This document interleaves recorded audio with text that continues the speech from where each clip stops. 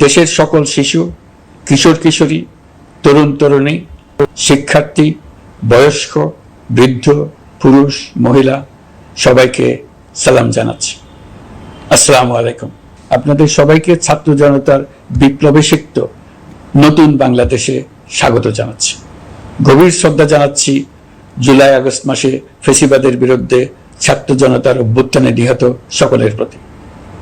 তাদের আত্মার মাগফিরাত কামনা করছি। তাদের আত্মত্যাগের বিনিময়ে নতুন বাংলাদেশ গড়ার শপথ নিয়ে আমি আপনাদের কাছে কিছু কথা বলতে চাই।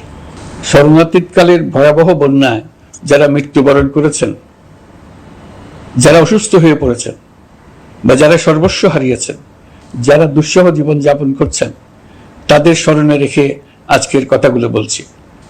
বন্যা দুর্গতদের জীবন দ্রুত স্বাভাবিক করার জন্য যাবতীয় উদ্যোগ সরকারি বেসরকারি পর্যায়ে নেবার আয়োজন করেছি। ভবিষ্যতে সকল ধরনের বন্যা প্রতিরোধে আমাদের আভ্যন্তরীণ এবং প্রতিবেশীদের সঙ্গে যাতে যৌথভাবে নেওয়া যায় সে আলোচনা শুরু করেছে। প্রিয় দেশবাসী, আপনারা জানেন বিপ্লবী ছাত্র জনতা জাতির এই ক্রান্তি লগ্নে আমাকে এক গুরু দায়িত্ব অর্পণ করেছে। তারা নতুন এক বাংলাদেশ গড়তে চায়। নতুন প্রজন্মের এই গভীর আকাঙ্ক্ষাকে বাস্তবে রূপ দেওয়ার সংগ্রামে আমি একজন সহযোদ্ধা হিসেবে তাদের সঙ্গে যোগ দিয়েছি। দেশের সকল বয়সের, সকল পেশার, সকল মতের, সকল ধর্মের সবাইকে বিনা দ্বিধায় এই সংগ্রামে যোগ দেওয়ার আহ্বান জানাচ্ছি। প্রিয় দেশবাসী, লক্ষ লক্ষ শহীদের রক্তের বিনিময়ে এবং লক্ষ লক্ষ মা বোনের আত্মদানের বিনিময়ে যে বাংলাদেশ আমরা পেয়েছিলাম তা ফ্যাসিবাদ এবং স্বৈরাচারের হাতে ধ্বংস হয়ে গেছে। আপনারা দেখেছেন আমাদের প্রতিটি প্রতিষ্ঠানকে তারা কিভাবে শেষ করেছে। দেশের রন্ধ্রে রন্ধ্রে ঢুকে গেছে দুর্নীতি। এমন এক দেশে আমাদের দেশ রূপান্তরিত হয়েছে যেখানে স্বৈরাচারের পিয়নও দুর্নীতির মাধ্যমে 400 কোটি টাকার সম্পদ করার মতো অকল্পনীয় কাজ করে গেছে নির্বিবাদে। শিক্ষা খাতকে পঙ্গু করে দিয়েছে। ব্যাংকিং ও শেয়ার বাজার খাতে লুটপাট, প্রকল্প ব্যয়ে বিশ্ব রেকর্ড, অবাধ সম্পদ পাচার, আইন শৃঙ্খলা রক্ষাকারী সংস্থাকে নিজ দলের পুতুলে রূপান্তর, বাক স্বাধীনতা হরণ, মানবাধিকার হরণ, এসবই হিমশৈলের অগ্রভাগ মাত্র। ক্ষমতা কুক্ষিগত করতে ফ্যাসিবাদী সরকার খর্ব করেছে জনগণের সাংবিধানিক ক্ষমতা ও অধিকার। দুঃশাসন, দুর্নীতি, অন্যায়, অবিচার, নিপীড়ন, বিচারের নামে প্রহসনের মাধ্যমে জনসুরক্ষা বিপন্ন করেছে। জনগণকে নির্যাতন, বঞ্চনা ও বৈষম্যের মুখোমুখি দাঁড় করিয়ে দিয়েছে। নতুন প্রজন্মের মানুষ সহ কোটি কোটি মানুষের ভোটাধিকারকে বছরের পর বছর হরণ করেছে। মানুষের এগিয়ে যাওয়ার পথে সকল ধরনের প্রতিবন্ধকতা তৈরি করে স্বৈরাচার তার নিজের, পরিবারের ও দলের কিছু মানুষের হাতে দেশের মালিকানা তুলে দিয়েছে। প্রিয় দেশবাসী, কিন্তু এই দ্বার প্রান্তে দাঁড়িয়েই আমাদের গড়তে হবে স্বপ্নের বাংলাদেশ। বৈষম্যহীন, শোষণহীন, কল্যাণময় এবং মুক্ত বাতাসের রাষ্ট্রের যে স্বপ্ন নিয়ে ছাত্র জনতা আন্দোলনে ঝাঁপিয়ে পড়েছিল, আমি তাদের সেই স্বপ্ন পূরণে অঙ্গীকারবদ্ধ। আপনাদের সবাইকে এই শুভলগ্নে তাদের স্বপ্ন পূরণে সমস্ত শক্তি নিয়ে এগিয়ে আসার আহ্বান জানাচ্ছি। তাদের স্বপ্ন আমাদের স্বপ্ন। জাতীয় জীবনে তরুণরা একটা মহা সুযোগ সৃষ্টি করে দিয়েছে। আমরা সবাইকে সুযোগ ব্যবহার করার কাজে এগিয়ে আসতে আহ্বান জানাচ্ছি। গণরোষের মুখে ফ্যাসিবাদী সরকার প্রধান দেশ ত্যাগ করার পর আমরা এমন একটি দেশ গড়তে চাই যেখানে প্রতিটি নাগরিকের মানবাধিকার থাকবে পুরোপুরি সুরক্ষিত। আমাদের লক্ষ্য একটাই, উদার, গণতান্ত্রিক, বৈষম্যহীন, অসাম্প্রদায়িক বাংলাদেশ। আমরা এক পরিবার, আমাদের এক লক্ষ্য। কোনো ভেদাভেদ যেন আমাদের স্বপ্নকে ব্যাহত করতে না পারে, সেজন্য আমরা প্রতিজ্ঞাবদ্ধ। বর্তমান সরকারের দায়িত্ব গ্রহণের মাত্র 2 সপ্তাহ শেষ হলো। কর্মযাত্রার প্রথম পর্যায়ে রাষ্ট্র সংস্কারের কাজে আপনাদের কাছ থেকে যে সমর্থন পাচ্ছি সেজন্য আন্তরিক ধন্যবাদ। আমরা অনুধাবন করছি যে আমাদের কাছে আপনাদের প্রত্যাশা অনেক। এই প্রত্যাশা পূরণে আমরা বদ্ধপরিকর। যদিও দীর্ঘদিনের গণতন্ত্রহীনতা, 15 বছরের ফেসিবাদী শাসন ব্যবস্থা প্রায় প্রতিটি ক্ষেত্রেই আমাদের জন্য পর্বতসম চ্যালেঞ্জ রেখে গিয়েছে, কিন্তু এই চ্যালেঞ্জ গ্রহণে আমরা প্রস্তুত। আজ আমি সরকারের পক্ষ থেকে আপনাদের দোয়া ও সহযোগিতা কামনা করতে আপনাদের সামনে এসেছি। শুধু আমি বলবো, আপনাদের একটু ধৈর্য ধরতে হবে। এখনই সব দাবি পূরণ করার জন্য জোর করা, প্রতিষ্ঠানে ঢুকে ব্যক্তিবিশেষকে হুমকির মধ্যে ফেলা, মামলা গ্রহণের জন্য চাপ সৃষ্টি করা, বিচারের জন্য গ্রেফতারকৃত ব্যক্তিকে আদালতে হামলা করে আগেই এক ধরনের বিচার করে ফেলার যে প্রবণতা, তা থেকে বের হতে হবে।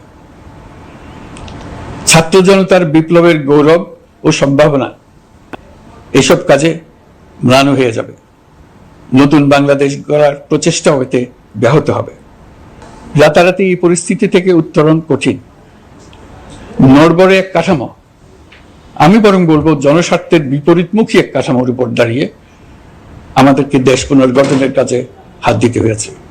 আমরা এখান থেকেই বাংলাদেশকে এমনভাবে করতে চাই যেন এদেশে জনগণই সত্যিকার অর্থে সকল ক্ষমতার উৎস হয়, বিশ্ব দরবারে একটি মানবিক ও কল্যাণকর রাষ্ট্র হিসেবে সমাদৃত হয়। তরুণ প্রজন্ম, শিক্ষার্থী ও জনতার আত্মত্যাগের প্রতি সম্মান জানাতে রাষ্ট্র সংস্কারের কাজে সফল আমাদের হতেই হবে, এর আর কোনো বিকল্প নেই। প্রিয় দেশবাসী, আপনারা ইতিমধ্যে জেনেছেন জুলাই আগস্ট মাসে গণ অভ্যুত্থানে বল প্রয়োগ ও হতাহতের যে দুঃসহ ঘটনা ঘটানো হয়েছে তার স্বচ্ছ তদন্ত করতে জাতিসংঘের মানবাধিকার কমিশনের প্রধানকে বাংলাদেশে এসে তাদের তদন্ত শুরু করতে আমরা আমন্ত্রণ জানিয়েছি। তদন্তের এই প্রক্রিয়া এই সপ্তাহে শুরু হবে। তাদের প্রথম দল ইতিমধ্যে এসে গেছে। আমরা ইতিমধ্যে ছাত্র জনতার বিপ্লবকে নস্যাৎ করতে যে শত শত মিথ্যা ও হয়রানিমূলক মামলা দায়ের করা হয়েছিল তার অধিকাংশ প্রত্যাহার করেছি এবং আটক ছাত্র জনতার মুক্তি লাভের ব্যবস্থা করেছে।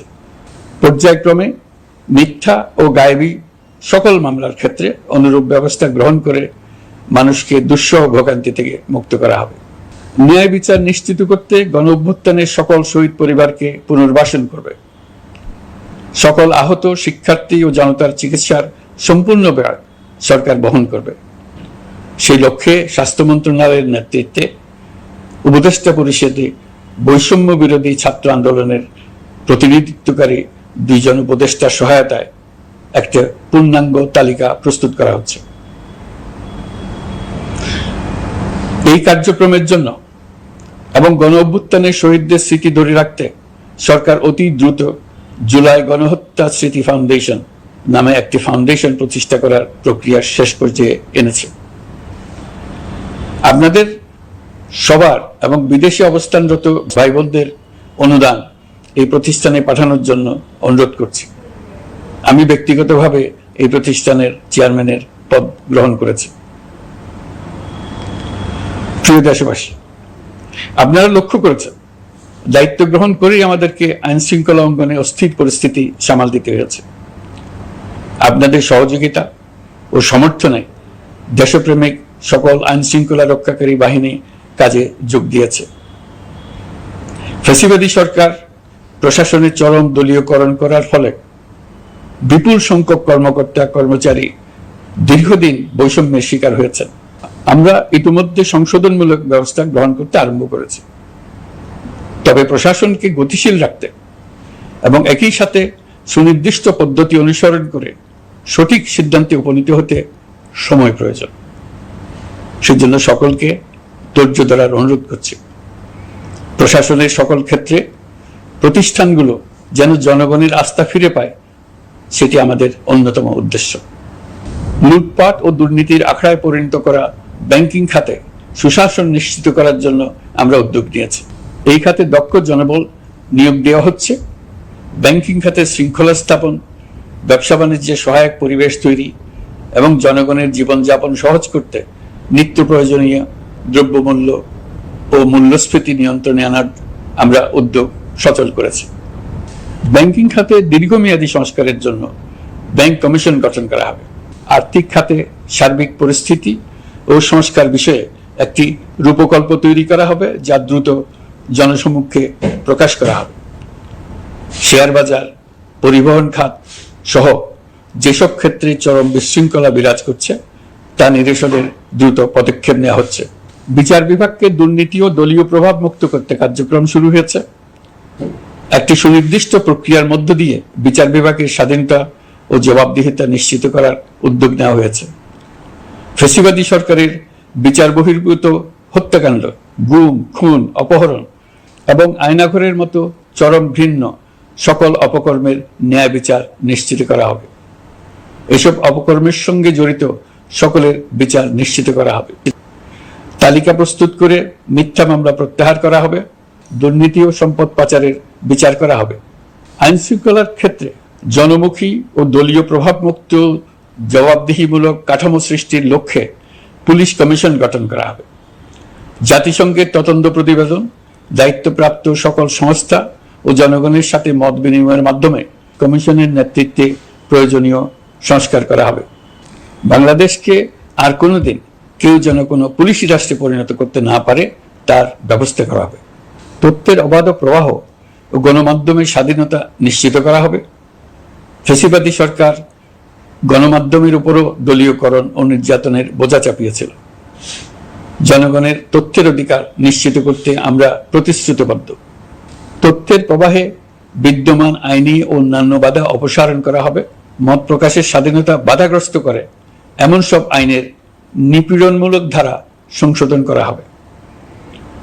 ইতিমধ্যে এ ধরনের আইনগুলো চিহ্নিত করে এই প্রক্রিয়া শুরু করা হয়েছে। বিদেশি সংবাদকর্মীদের এদেশে আসার পর যে অলিখিত নিষেধাজ্ঞা ছিল, ইতিমধ্যে আমরা তা তুলে নিয়েছি। বিদেশি সাংবাদিকদের দ্রুত ভিসা দিতে সংশ্লিষ্ট কর্মকর্তাদের নির্দেশ দেওয়া হয়েছে। আমরা আশা করি পরিবর্তিত পরিস্থিতিতে গণমাধ্যম কর্মীরা নিরপেক্ষ সাংবাদিকতা চালিয়ে যাবেন। শিক্ষাক্ষেত্রে চরম নৈরাজ্য প্রতিষ্ঠিত করে গেছে বিগত সরকার। আমরা তার পূর্ণাঙ্গ সংস্কারের উদ্যোগ নেব। এটা আমাদের অন্যতম অগ্রাধিকার। আপনারা জানেন, দায়িত্ব গ্রহণের পর দ্রুততম সময়ের মধ্যে সকল শিক্ষা প্রতিষ্ঠান খুলে দেওয়া হয়েছে। শিক্ষার্থীদের জন্য সৃজনশীল, নিরাপদ ও ভীতিমুক্ত পরিবেশ নিশ্চিত করা আমাদের অঙ্গীকার। একই সাথে পাঠ্যক্রমকে যুগোপযোগী করার কাজও দ্রুত শুরু করা হবে। গণতন্ত্রকে সুসংহত করতে স্থানীয় সরকার প্রতিষ্ঠানগুলোকে শক্তিশালী করা হবে এবং ক্ষমতার বিকেন্দ্রীকরণ নিশ্চিত করা হবে। ছাত্র জনতার গণঅভ্যুত্থানকে সফল পরিণতি দিতে প্রশাসন, বিচার বিভাগ, নির্বাচন কমিশন ও নির্বাচনী ব্যবস্থা, আইন শৃঙ্খলা খাত এবং তথ্য প্রবাহে প্রয়োজনীয় সংস্কার সম্পূর্ণ করে অবাধ ও সুষ্ঠু অংশগ্রহণমূলক নির্বাচন আয়োজন করা হবে। এর লক্ষ্য হবে দুর্নীতি, লুটপাট, গণহত্যার বিরুদ্ধে একটি জবাবদিহিতামূলক রাজনৈতিক বন্দোবস্তের সূচনা। বর্তমান সরকার দুর্নীতির বিরুদ্ধে স্পষ্ট অবস্থান গ্রহণ করেছে। আমাদের সকল উপদেষ্টা দ্রুততম সময়ের মধ্যে তাদের সম্পদের বিবরণ প্রকাশ করবেন। পর্যায়ক্রমে এটা সকল সরকারি কর্মকর্তাদের ক্ষেত্রেও নিয়মিত এবং বাধ্যতামূলক করা হবে। রাষ্ট্রীয় পর্যায়ে দুর্নীতির বিরুদ্ধে ব্যবস্থা গ্রহণে সংবিধানের ৭৭ অনুচ্ছেদে প্রতিশ্রুত ন্যায়পাল নিয়োগে অধ্যাদেশ প্রণয়ন করা হবে। এবার কৃষি খাতের কথা একটু বলে। কৃষি নির্ভর বাংলাদেশে কৃষকের স্বার্থ যেন সুরক্ষিত থাকে, কৃষক যেন তার উৎপাদিত পণ্যের ন্যায্য মূল্য পায়, তা নিশ্চিত করা হবে। প্রবাসী শ্রমিকরা যেভাবে বৈষম্য বিরোধী ছাত্র জনতার আন্দোলনকে সমর্থন দিয়েছে, মুক্তিকামী জনগণ তা কৃতজ্ঞ চিত্তে স্মরণ করে। তাদের প্রতি সকল পর্যায়ে সম্মানজনক আচরণ নিশ্চিত করা হবে। বাংলাদেশের স্বাস্থ্য খাত অন্যতম দুর্নীতিগ্রস্ত খাত। জনগণের জন্য পর্যাপ্ত স্বাস্থ্যসেবা নিশ্চিত করার লক্ষ্যে স্বাস্থ্য খাতে প্রয়োজনীয় সংস্কার করা হবে। এই খাতে সংশ্লিষ্ট সকলকে জবাবদিহিতার আওতায় আনা হবে। হাসপাতালগুলোকে আধুনিকায়নের উদ্যোগ নেওয়া হবে এবং সেখানে সরকারি ডাক্তার সহ বিশেষজ্ঞদের নিয়মিত উপস্থিতি নিশ্চিত করা হবে। স্বাস্থ্যসেবা যাতে নির্দিষ্ট কিছু অঞ্চলে কেন্দ্রীভূত না থাকে, দেশের সব অঞ্চলের মানুষ সমান স্বাস্থ্যসেবা পায়, সে লক্ষ্যে প্রয়োজনীয় উদ্যোগ নিতে আমরা বদ্ধপরিকর। বর্তমান প্রজন্ম অনেক বেশি সচেতন। বিশ্বের বিভিন্ন প্রান্তে ঘটে যাওয়া পরিবর্তন বিষয়ে তারা ওয়াকিবহাল শুধু নয়, তারা নেতৃত্ব দিচ্ছে। তারা যে উন্নয়নের স্বপ্ন দেখে তা টেকসই এবং পরিবেশ বান্ধব, প্রকৃতি ধ্বংসকারী উন্নয়ন নয়। শুধু জিডিপি একটি দেশের উন্নয়নের মাপকাঠি হতে পারে না। নদী, নালা, খাল বিল তা নয়। জ্বালানির বিরুদ্ধে পরিবেশবাদীদের সাথে আমাদের সরকারের অবস্থান সামঞ্জস্যপূর্ণ। জলবায়ু পরিবর্তন রোধ করতে এবং আগামী প্রজন্মের জন্য সুস্থ একটা পৃথিবী রেখে যেতে কার্বন নিঃসরণ শূন্যের কোঠায় নামিয়ে আনার বিকল্প নেই। আমাদের সরকার পরিবেশ ও জলবায়ু রক্ষায় সর্বোচ্চ গুরুত্ব দেবে। এই কার্যক্রমে তরুণ সম্প্রদায়কে সম্পৃক্ত করা হবে। ইতোমধ্যে বিভিন্ন রাষ্ট্র ও জাতিসংঘ বর্তমান সরকারের কর্মসূচির প্রতি সমর্থন ব্যক্ত করেছে। আমরা সকল রাষ্ট্রের সাথে বন্ধুত্বপূর্ণ সম্পর্ক বজায় রাখব। আমাদের পররাষ্ট্রনীতির ভিত্তি হবে পারস্পরিক আস্থা, বিশ্বাস ও সহযোগিতা। আমরা মানবাধিকার আইন সহ সকল আন্তর্জাতিক আইনের প্রতি শ্রদ্ধাশীল। আমাদের পক্ষ থেকে গুম বিষয়ক আন্তর্জাতিক চুক্তির পক্ষরাষ্ট্র হওয়া সহ বিভিন্ন পদক্ষেপ নেওয়া হয়েছে। ইতিমধ্যে পক্ষভুক্ত এমন সকল আঞ্চলিক ও দ্বিপাক্ষিক চুক্তি ও সমঝোতা বাস্তবায়ন করে যাব। আমাদের সরকার রোহিঙ্গা সমস্যার বাস্তবসম্মত সমাধানের লক্ষ্যে আন্তর্জাতিক সম্প্রদায়ের সাথে কাজ করে যাবে। আমরা জাতীয় ঐক্যে বিশ্বাসী। প্রয়োজনীয় সংস্কারের লক্ষ্যে রাজনৈতিক ঐক্যের মধ্য দিয়ে নিশ্চিত করা হবে নারী, শিশু, প্রতিবন্ধী, ধর্মীয় সংখ্যালঘু, আদিবাসী সকলেই এদেশের নাগরিক এবং সমান আইনের সুরক্ষার অধিকারী। তাদের সকলের মানবিক অধিকার সহ অন্যান্য সকল অধিকার নিশ্চিত করার উদ্যোগ নেওয়া হবে। এই জন্য আমি উপদেষ্টা পদমর্যাদা সম্পন্ন একজন বিশেষ সহকারী নিয়োগ দিয়েছি, যার দায়িত্ব হবে জাতীয় সংহতি উন্নয়ন। বন্যা কবলিত এলাকার সকল মানুষের দুর্ভোগ লাঘবে সরকার সঠিক সহায়তা দেওয়ার জন্য সরকারের যত কার্যক্রম আছে তাদের সচল করেছে। ইতিমধ্যে উপদেষ্টাবৃন্দ বিভিন্ন এলাকার দায়িত্ব নিয়ে এলাকায় গেছেন। আমার কার্যালয়ে একটা নিয়ন্ত্রণ কক্ষ স্থাপন করা হয়েছে। বন্যা পরবর্তী কার্যক্রম নেওয়া হয়েছে। ভবিষ্যতে বন্যা নিয়ন্ত্রণের জন্য করণীয় কি স্থির করার জন্য পদক্ষেপ নেওয়া হচ্ছে। দেশপ্রেমিক সেনাবাহিনী, পুলিশ, বিজিবি, র্যাবকে গুম নির্যাতনের কাজে লাগিয়ে তাদের কলঙ্কিত করা হয়েছে। তারা দেশের গৌরব। তাদেরও কিছু অতি উৎসাহী সদস্যের কারণে পুরো বাহিনীকে আমরা কলঙ্কিত দেখতে চাই না। আমরা অপরাধীদের চিহ্নিত করতে চাই এবং তাদের শাস্তি দিতে চাই, যেন ভবিষ্যতে কারো হুকুমে দেশপ্রেমিক কোনো বাহিনীর, পুলিশের, র্যাবের কোনো সদস্য হত্যাকাণ্ড, গুম ও অত্যাচারে জড়িত হওয়ার সাহস না করে। তাদের কাছে হুকুম যত বড় কর্তৃপক্ষের কাছ থেকে আসুক না কেন, তারা তা উপেক্ষা করবে। ভবিষ্যতে উপরওয়ালার হুকুমে এমন ঘৃণ্য কাজ করতে বাধ্য হয়েছে এমন ব্যাখ্যা কারো কাছে গৃহীত না হয় তার ব্যবস্থা করা হবে। আমি দেশরক্ষা বাহিনী, পুলিশ বাহিনী এবং অন্যান্য সকল বাহিনীকে নির্দেশ দিয়েছি তারা তাদের মধ্যে যারা হত্যাকাণ্ড, গুম, খুন বা শারীরিক মানসিক অত্যাচারে সরাসরি জড়িত তাদের চিহ্নিত করে বিচারের ব্যবস্থা করতে। যারা গুম হয়েছে, হত্যার শিকার হয়েছে তাদের তালিকা প্রস্তুত করতে। তাদের পরিবার সমূহকে সান্ত্বনা দেওয়ার ভাষা আমার নাই। তাদের জীবনে শান্তি ফিরিয়ে আনতে আমরা প্রচেষ্টা অব্যাহত রাখব। আমি সকল দেশরক্ষা বাহিনী ও আইনশৃঙ্খলা বাহিনীকে তাদের উপর জনগণের সম্পূর্ণ আস্থা ফিরিয়ে আনতে সকল পদক্ষেপ গ্রহণ করতে নির্দেশ দিয়েছি। গত 15 বছরের দুর্নীতি, অর্থ পাচার ও জনস্বার্থ বিরোধী চুক্তি স্বাক্ষর, প্রকল্পের নামে লুটপাট ইত্যাদি তথ্য নিয়ে একটি শ্বেতপত্র প্রণয়নের জন্য আমি ইতিমধ্যে একটি কমিটি গঠন করেছি। আমি বিভিন্ন দেশের রাষ্ট্রদূত এবং দাতা সংস্থার প্রতিনিধিদের সঙ্গে বৈঠক করেছি এবং করে যাচ্ছি। ছাত্র জনতার গণঅভ্যুত্থানের পর দেশ গঠনের জন্য সকল প্রকার আর্থিক অন্যান্য সহযোগিতার জন্য তাদেরকে অনুরোধ জানাচ্ছি। তারা এই ব্যাপারে আগ্রহ দেখাচ্ছে। তাদের কাছে আমাদের প্রস্তাব সমূহ প্রণয়ন করে দ্রুত পাঠানোর ব্যবস্থা নিয়েছে। তাদেরকে অনুরোধ জানিয়েছি তারা যেন পরিস্থিতির কারণে অতি দ্রুত অর্থ ছাড় করার ব্যবস্থা নেন। তাদেরকেও বলেছি যে অবস্থার মধ্য দিয়ে আমরা যাচ্ছি তা যেমন একটি দুর্যোগপূর্ণ সময়, তেমনি এটা জাতির জীবনে মস্ত বড় সুযোগ। এই সুযোগকে যেন আমরা পূর্ণভাবে কাজে লাগাতে পারি, সেই জন্য তাদের সহযোগিতা চেয়েছি। এই গণ অভ্যুত্থানে বিদেশে অবস্থানকারী বাংলাদেশিরা অত্যন্ত গুরুত্বপূর্ণ ভূমিকা পালন করেছেন। জাতি তাদের অবদান বিশেষভাবে স্মরণ করবে। নতুন বাংলাদেশ গড়ার কাজে আমরা তাদের অংশগ্রহণ চাইব। আমাদের একটি লক্ষ্য হবে বিদেশগামী এবং প্রত্যাবর্তনকারী প্রত্যেক প্রবাসী শ্রমিককে মর্যাদা ও সম্মানের সঙ্গে দেশে আসা এবং যাওয়া নিশ্চিত করা। সে ব্যাপারে শিগগিরই পদক্ষেপ নেওয়া হবে। বিদেশে অবস্থানরত সকলের কাছে আমার আবেদন, তারা যেন তাদের উপার্জিত অর্থ অফিসিয়াল চ্যানেলে দেশে পাঠান। দেশের অর্থনৈতিক সংকট উত্তরণে এই অর্থ বিশেষভাবে প্রয়োজন। কি কি ব্যবস্থা নিলে তাদের জন্য অফিসিয়াল চ্যানেলে অর্থ পাঠানো সহজ হবে সেটা সম্বন্ধে আমরা তাদের পরামর্শ নেব। সারা দেশ ঘুষের মহাসমুদ্রে নিমজ্জিত। কিভাবে ঘুষ থেকে আমরা মুক্ত হতে পারি তার জন্য আমাদের পরামর্শ দেন। শুধু এই কাজটা নিয়ে অগ্রসর হতে পারলেই আমি মনে করি দেশের জন্য এই সরকার একটা গুরুত্বপূর্ণ অবদান রেখে গেছে বলে স্মরণীয় হয়ে থাকবে। আমি কথা দিচ্ছি, এই ব্যাপারে আমি আমার সর্বশক্তি নিয়োজিত করব। আমাদের দায়িত্ব দেশের সকল মানুষকে একটি পরিবারের বন্ধনে আবদ্ধ করা। পরিবারে মতভেদ থাকবে, বাকবিতণ্ডা হবে, কিন্তু আমরা ভাই বোন, আমরা বাবা মা, আমরা কেউ কারো শত্রু না।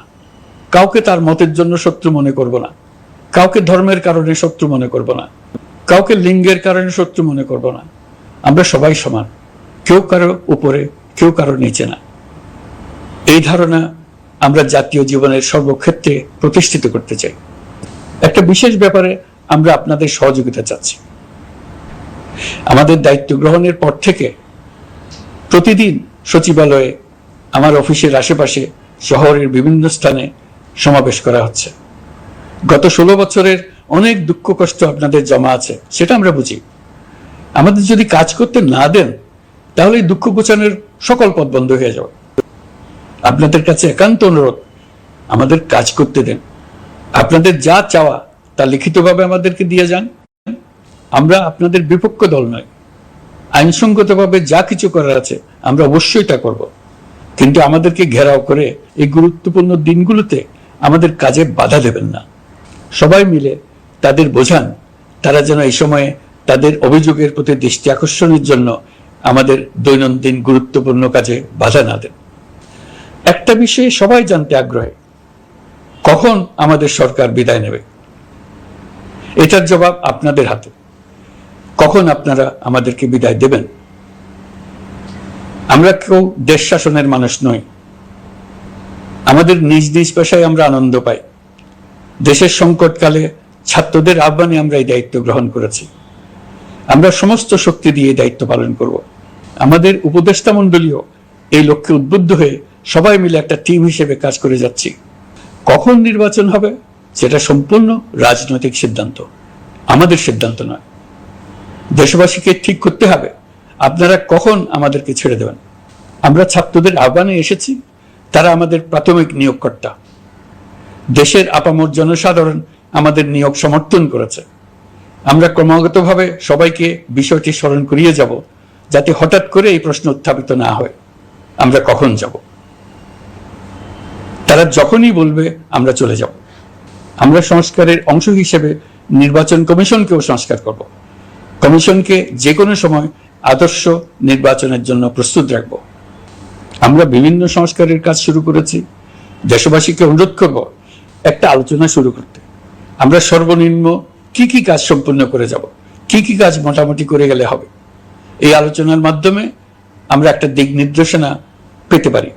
তবে চূড়ান্ত সিদ্ধান্ত রাজনৈতিক সিদ্ধান্ত, সেটা রাজনৈতিক আলোচনা থেকেই আসবে। এই দিক নির্দেশনা না পেলে আমরা দাতা সরকার এবং আন্তর্জাতিক অর্থনৈতিক প্রতিষ্ঠানসমূহের সঙ্গে আলোচনায় দৃঢ়তার সঙ্গে অগ্রসর হতে পারছি না। আমি নিশ্চয়তা দিচ্ছি, আমরা আমাদের পক্ষ থেকে মেয়াদ বৃদ্ধির কোনো প্রশ্ন তুলব না। আমরা আপনাদের সকলের দোয়া চাই। যে কদিন আছি সেই সময়টুকু উপদেষ্টা মণ্ডলীর প্রত্যেকে নিজ নিজ সাধ্যমতো দেশের এই সংকটকালে সংকট উত্তরণে যেন নিজ নিজ মেধা সাধ্যমতো কাজে লাগাতে পারে।